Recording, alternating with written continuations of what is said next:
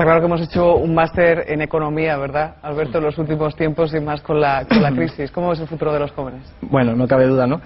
Yo señalaría otra cuestión diferente, ¿no? Yo haría hincapié en que los jóvenes nos hemos dado cuenta de que quienes toman las decisiones que afectan directamente a nuestro futuro no están sometidos a las votaciones, que nuestro sistema es realmente antidemocrático, en un sentido estricto. Hay que hablar, y esto lo revela claramente la crisis, cuando se están aplicando unos planes de ajuste que no ha votado nadie, ni siquiera iban en ningún programa electoral. Están aplicándonos medidas que nos afectan a nuestro futuro que no ha votado ninguno de nosotros, los jóvenes. De tal forma, estamos viendo ese detalle tan importante que creo que es trascendental, porque nosotros exigimos el derecho de tomar las decisiones o votar a aquellos que toman las decisiones sobre nuestro futuro.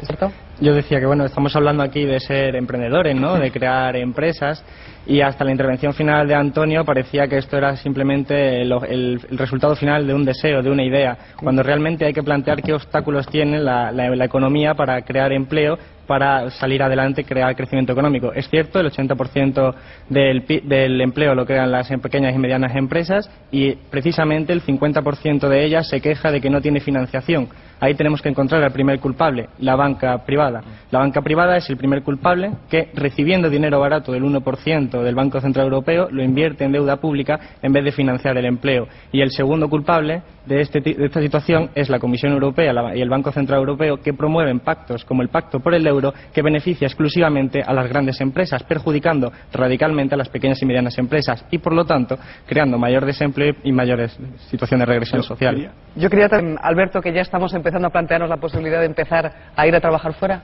Sí, de hecho ya hay mucha gente que se está yendo, ¿no? Al fin y al cabo, la oferta de trabajo que se pueda derivar en España depende mucho del modelo productivo, del modelo de crecimiento que se haya impulsado desde las administraciones políticas, ¿no? Y ya que están aquí los representantes del PP y PSOE, hay que recordar que es un modelo pactado entre los dos, porque en todas las legislaturas de tanto uno como otro se ha sostenido y apoyado y firmemente ese modelo productivo basado en la construcción y el ladrillo, que al final pues genera una mano de obra adaptada a ese tipo de modelo económico. Parece que aquí os estáis discutiendo mucho entre Javier y Sergio, pero hay que recordar que las medidas importantes, las del Parlamento Europeo, el PP y el PSOE han votado el 70% de las ocasiones conjuntamente, y son allí donde se hacen planes como los planes de ajuste, el Pacto del Euro, que son precisamente los que nos van a afectar más en términos de empleo. Pero en realidad, claro, tenemos el ejemplo, bueno, yo te entiendo, te comprendo, ¿no? Pero al fin y al cabo es el PSOE el que está aprobando los planes de ajuste que están aplicándose en España, con la complacencia y el gusto, diría yo, del PP, que se le está haciendo el trabajo sucio. Yo creo que, como todos los economistas críticos, incluido el Premio Nobel de Economía Stiglitz, estos planes de ajuste nos llevan al desastre, van a incrementar el desempleo, están empobreciendo a la población, ya que suponen al final una bajada de salarios, una reducción de las condiciones laborales. Al fin y al cabo también profundizan en el deterioro del estado del bienestar. Ya se sugiere desde el Pacto del Euro la privatización parcial del sistema de sanidad, del de pensiones, reducir el gasto público por esa vía. Me choca, ¿no?, escuchar tus ideas y realmente plasmar la realidad y ver cómo confrontan de esa forma tan... Un primer paso, el que apunta Antonio. ¿Esas ayudas, quizás? Yo creo que la solución de las pymes, del problema de las pymes, pasa necesariamente por una banca pública. La creación de una banca pública que permita dirigir la línea de crédito a las pymes de una forma que esté orientada al modelo productivo que se desee construir. Si dejamos a la banca privada a su antojo, eso no va a funcionar nunca y las pymes no van a tener su financiación.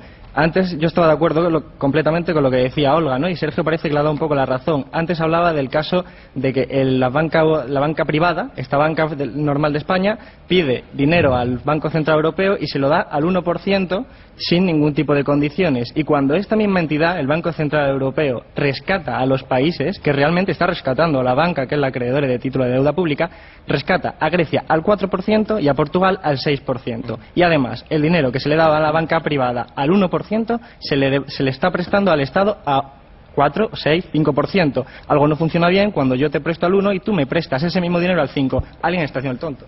Que el mensaje de Javier es profundamente vaporoso. Parece que no se quiere mojar en muchas cuestiones, ¿no? Hablamos aquí de parece, competitividad, intentar atraer los capitales, etcétera. Parece que no me has escuchado antes cuando he dicho que el empleo, el 80% del empleo los crean las pequeñas y medianas empresas, que no exportan su producción. Por lo tanto, si queremos salir creciendo de la crisis, necesitamos que los salarios sean suficientemente fuertes. Y qué casualidad, desde el 94 al 2006 los salarios reales han caído un 6%. Y eso incluye a PP y a PSOE en la misma época. Y la participación salarial en la renta de los salarios ha caído un 8% en el mismo periodo. Estamos empobreciéndonos desde hace décadas. Y eso, sencillamente, repercute automáticamente en el nivel de las ventas de las pequeñas y medianas empresas, que son las que crean empleo. ¿Para qué nos vamos a ir fuera si tenemos dentro necesidades de creación de empleo? Alberto, el empresario... Yo creo realmente que a mí me resulta indecente cuando decimos que hemos vivido por encima de nuestras posibilidades, cuando decimos que todos somos culpables de la crisis. Eso para mí es radicalmente falso. He hablado antes de los salarios, cómo han ido cayendo. Los precios han subido más que los salarios, los beneficios empresariales a nivel agregado, sobre todo de las grandes corporaciones, han crecido mucho por encima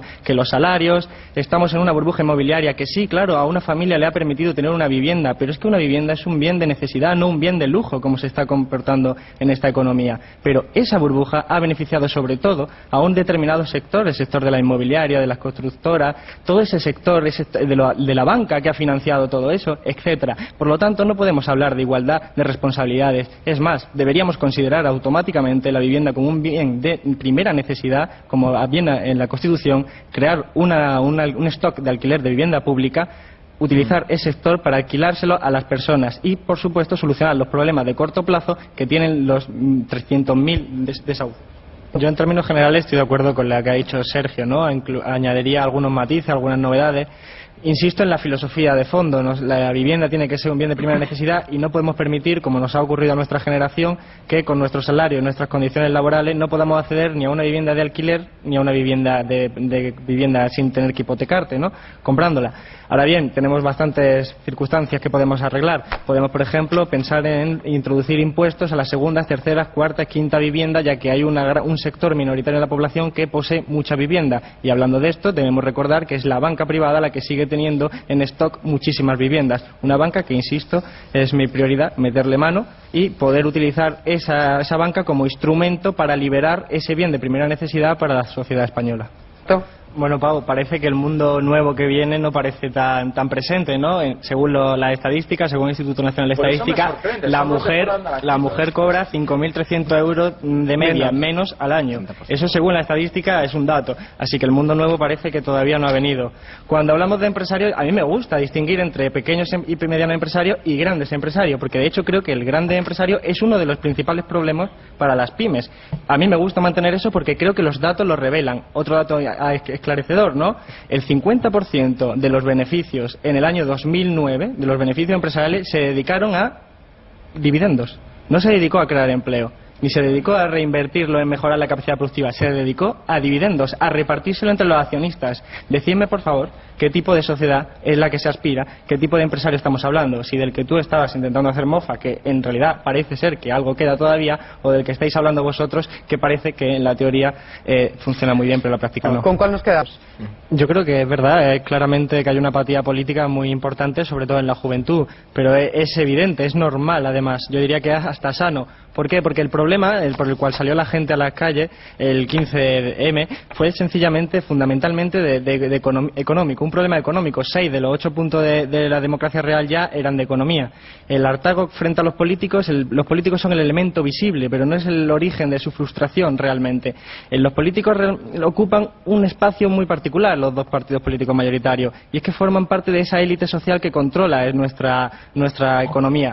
De hecho, un estudio, las empresas del IBEX, digamos 1.400 personas son simplemente las que se sientan en los consejos de administración del IBEX, que manejan una cifra de negocio equivalente al 80% del PIB. 1.400 personas, 0,035% de la población. Esa maneja un equivalente al 80% del PIB. Esa es la realidad de nuestra economía. ¿Y quiénes se sientan en el consejo de administración? La antigua oligarquía, necesitamos una segunda transición, la antigua oligarquía franquista y los políticos. Sergio, reconozco que todavía no te han llamado, pero si no me equivoco, un antiguo secretario general de la Juventud Socialista es consejero de Telefónica y fue quien apareció con Zapatero del día después de las elecciones municipales, ejemplificando perfectamente esa relación, esa vinculación política empresarial. Yo tengo otro caso, pero tengo otro caso. Bueno, hemos visto a Zaplana en Telefónica, vemos a González, a Aznar, a Solbes, a casi todos los exministros de España están colocados en el IBEX 35 con Consejo de Administración, cobrando como Zaplana 200.000 euros al año. Normal que la gente los considere que no son de los suyos, es normal.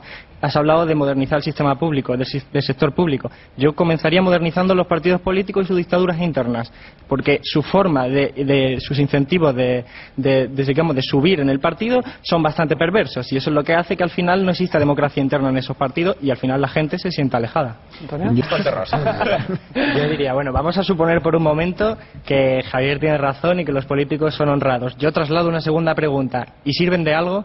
Lo pregunto con todo el sentido del mundo, porque si al final resulta que a quienes votamos y gobiernan realmente no gobiernan, sino que están subordinados a los poderes económicos, léase grandes empresas del IBEX y léase bancos y fondos de inversión controlados por los bancos, pregunto yo, ¿sirven de algo? ¿Realmente la gente está percibiendo eso? Y además es el propio alcalde de Villamarín, en León, que es un pueblo de 3.000 habitantes, está supeditado a eso, pero es político y se dedica a su pueblo con honradez, y él quiere lo mejor para su pueblo. Bien, pero y trabaja cada mañana desde que se levanta hasta que se acuesta. Sí, si no dudo de ello. Y no solo los grandes políticos. Estoy de acuerdo con que son honrados. Lo que estoy preguntando va más allá de eso, va más allá de cuando Zapatero coge y renuncia a todo su programa electoral o hace promesas que luego tiene que incumplir y además reconoce que se lo están mandando los mercados. Y eso también lo hace Rajoy cuando inspira cuando dice necesitamos confianza en los mercados, que los mercados nos miren bien. Bueno, si realmente están gobernando los mercados, para eso los votamos a ellos. Hay una campaña por ahí muy graciosa que pide que Botín sea directamente el presidente del gobierno. Bueno, claro, es normal, así no tenemos intermediarios. Realmente esa es la pregunta,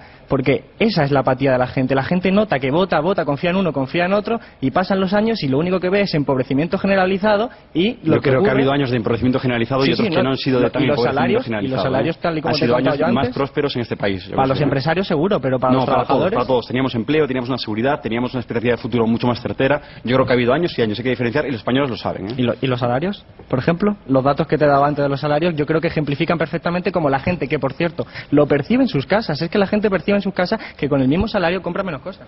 Bueno, pues yo empiezo, a mí me gusta mucho una máxima anarquista que dice que si votar sirviera de algo no nos dejarían votar. Y creo que representa muy bien lo que está diciendo Olga.